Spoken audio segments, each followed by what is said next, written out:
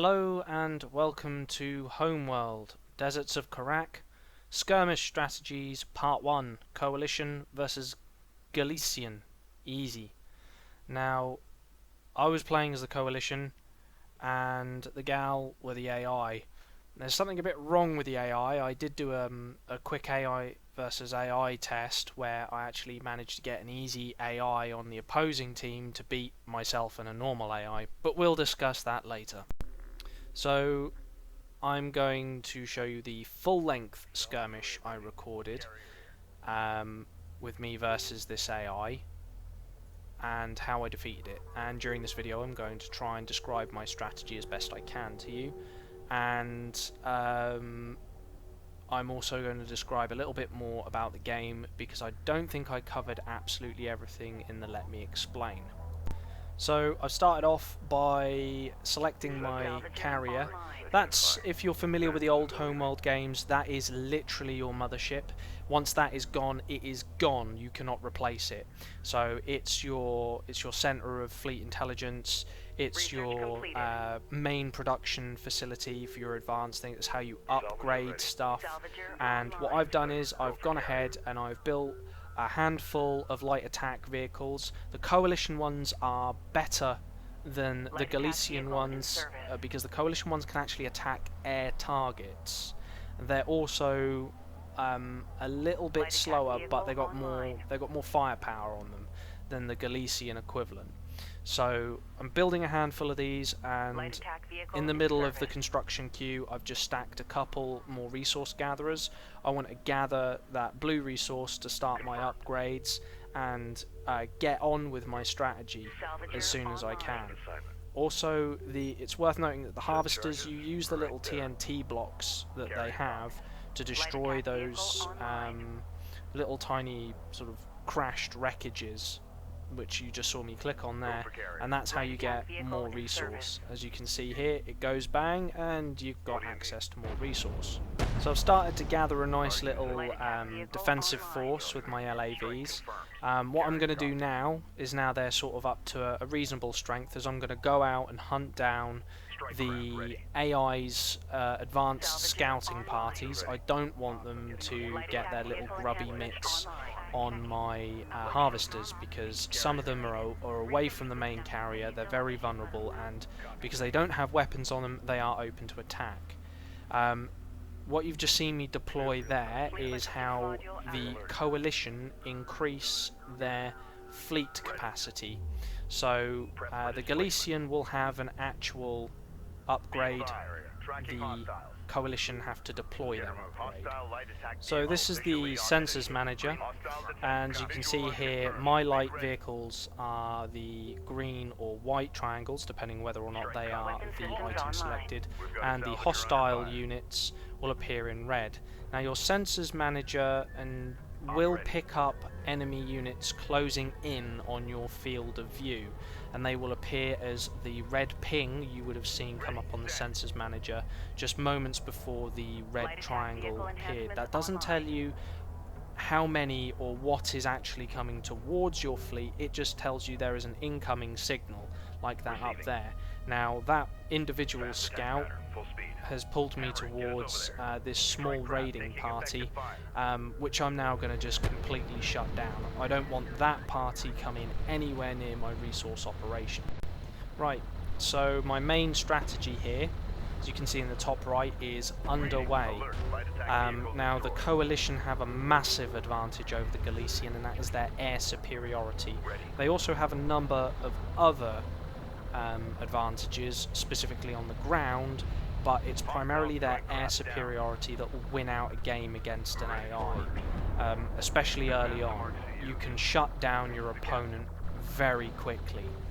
So while all this mess is going on away from my main fleet, I'm going to be bolstering my defensive force with some more LAVs to take out the new threat, and as soon as I'm capable of getting some fighters into the air, we're going to start executing our strategy of looking for their resource fields and targeting them. We're not going to use the fighters to defend the main fleet. That's going to be down to the LAVs, and some of the other vehicles we'll use to counter incoming attacks. Our main focus for this battle will be using air superiority as our main advantage as soon as possible. Now, while I am going to be using the LAVs and other vehicles primarily for defense, I'm going to take this opportunity during this game to use them to scout my opponent. Now, if I'd have thought about it, I could have deployed a drone to do it. I wasn't really thinking about that at the time. I was thinking, what do I have that's available right now? So I used my LAVs. I think it was a mistake on reflection. If I would have spent the money to buy a base runner vehicle, I could have used their drone capability to use a scout drone. I could have flown it over their fleet, increased my line of sight, and I could have located targets a lot more effectively. So that's something I'm going to amend in later games. Hopefully when I build this up to sort of medium and hard, we'll see that being implemented more as a coalition tactic versus Galician units. So I'm now deploying my airstrike. As you can see, their line of sight is a lot greater, and they're now engaging the enemy fleet. Now, it's worth remembering that the Galician fleet has a base runner, and they start off with a support cruiser because it's also a production centre for them. However, their support cruiser also is an anti-air, and as you can see, it's just shot one of my fighters down. It's gone zipping across the screen in a big ball of fire. But this first strike has given me plenty of knowledge about what sort of condition the hostile fleet is in. However, as I said earlier, it was a mistake for me to not use the drone and send in the LAVs instead. I could have used the LAVs to secure the rest of my fleet and not really had to worry about any other form of defense or really attack. I could have just invested more money into my aircraft, and that would have been a more effective, cheaper tactic. But because I did that and I kind of wasted it, I wasted my opportunity there, I do go ahead and I build armoured vehicles with big machine guns on them. They're sort of like a light tank, if you will, and they specialise in basically shooting up the smaller strike craft, like they're now sending at me there, these tiny sand raiders.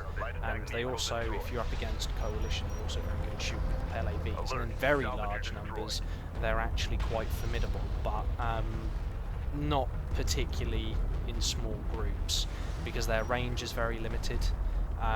Now my second wave of aircraft have gone out, and you can see here I've got my support cruiser now deployed. So while my support cruiser is deploying, we're going to use the aircraft to target specific items in the Galician fleet, such as the base runner, because the base runner has an anti-aircraft ability. You know, you can see those little machine gun rounds going off into the air. We kind of want to limit our casualties to the air as much as possible, because the more they shoot up, the more they level up, and the more they level up, the stronger their bombs get, the faster they move, the more armour they have, and they just become more lethal. So you can see my light armoured vehicles are now surrounding my carrier, which is good. We're going to position them on top of the hill to try and get height advantage to anything coming towards us, any smaller strike craft, and as soon as we're ready, we're going to send those aircraft back out again. But before we do that, we're going to move our support cruiser closer to the second harvesting field. That's important for the coalition because the support cruiser also acts as a resource drop-off point, much like the main carrier does. So my aircraft are now ready for deployment, and I've deployed them on the enemy support cruiser for the same reason that I've just stated. It's a resource drop-off point also for the coalition. It comes with an anti-air upgrade. You have to For the Coalition, you have to pay for that upgrade, but for the Galician, you do not. And also for the Galician, it operates as a mobile base, effectively allowing them to produce more units. So I want to get that shut down. Here you can see they've got another base runner up, and as soon as the base runner and the support cruiser are down, I can focus all of my attention, absolutely all of my time, to smashing those resource collectors.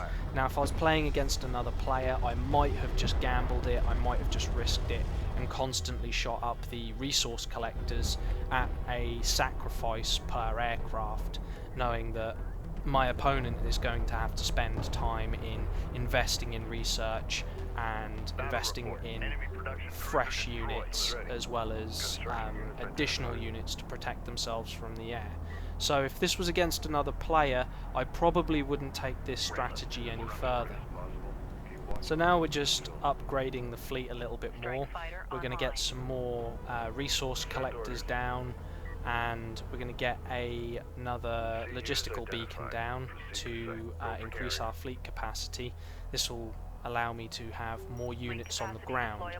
So we're going to move into the next stage of this strategy. The first stage obviously being disrupt the opponent as much as possible with the airstrikes and focus on crushing their resource production.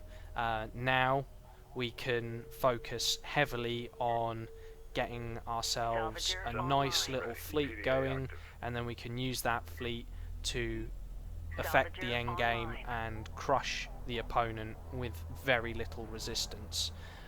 Unfortunately, I didn't realise how badly at this stage I had actually damaged the AI's capability to reproduce units. I had no idea that I had effectively crippled the AI's economy. I'm still getting used to the game, so I'm still getting used to the telltale signs of what a crippled economy on my opponent will look like, and I didn't know that what I am now viewing here was my AI opponent. He's out of money. He's out of money and he's out of resource, and I kept thinking to myself, it's okay, it's an AI, you know, it's gonna pull something out of its arse in the last dying seconds. Had I have known it, I would have ended the game here. I would have just simply invested in a few more strike craft, and I would have just kept sending them. Unfortunately for you, you're now going to sit here and watch me ramble on for a bit more, and how I actually ended up destroying the enemy carrier. So now would probably be a good time to tell you about some of the differences, the main differences between the two fleets. The Galician don't appear to be any cheaper. It just appears off the cuff that their units are directly weaker. I can't really determine any reason why in an open game against another player you would want to use anything other than Coalition, for the purest of facts that the airstrike for the Coalition is 100 times more effective than the airstrike with the Galician. I don't have any footage of how poor the comparison footage, that is, of how poor the two fighters are from each other. The Galician fighters seem to drop their missiles, they seem to have greater yield and damage, and they seem to be slightly more accurate and have splash damage, whereas the Galician fighters seem to be very more manoeuvrable, but that doesn't really help if the opponent has a ton of LAVs on the ground, or has even one missile battery on the ground, because if they've got one missile battery on the ground, you can pretty much knock those out of the sky without even trying. And it's kind of a bit sad that the Galician don't really seem to have any real advantage. I was playing in a game against the AI prior to this, where I decided I would hold off the victory until I could get a cruiser out on the battlefield, you know, the really large tanks, end game stuff. But it appeared even at that stage, the Coalition, like for like, was the same cost and stronger. The Galician just seemed to move faster. I don't see how that's fair, considering, you know, they take up the same amount of resource slots. I suppose you could argue that the coalition deploy their logistical beacons, like I'm doing here, which makes it very vulnerable. But for the most part, you're not going to move the carrier unless it's absolutely necessary. The rest of your fleet is very mobile, even as the coalition, so there's no real point in putting them anywhere other than around your carrier. And the coalition, obviously, they don't have to. The Galician don't have to worry about that because it's a upgrade from their upgrade. I suppose this is the drone. Yes, I was discussing the drone earlier. I've now deployed the drone to increase my line of sight. I really should have done that straight away. But anyway, I've rambled for long enough. I mean, it's fairly obvious what the main difference is between the two fleets. So, yeah. Really, just if you're going to be in skirmish, you're going to play it online, just pick the coalition, because I can't see why the Galician you would even want them. Their anti-air is okay. You know, their small skirmishers that they attack with earlier on are probably slightly more effective in larger numbers, but they cost the same, and they're weaker for the comparison of the light attack vehicle. So it doesn't make any sense. And the Galician one can't attack air units,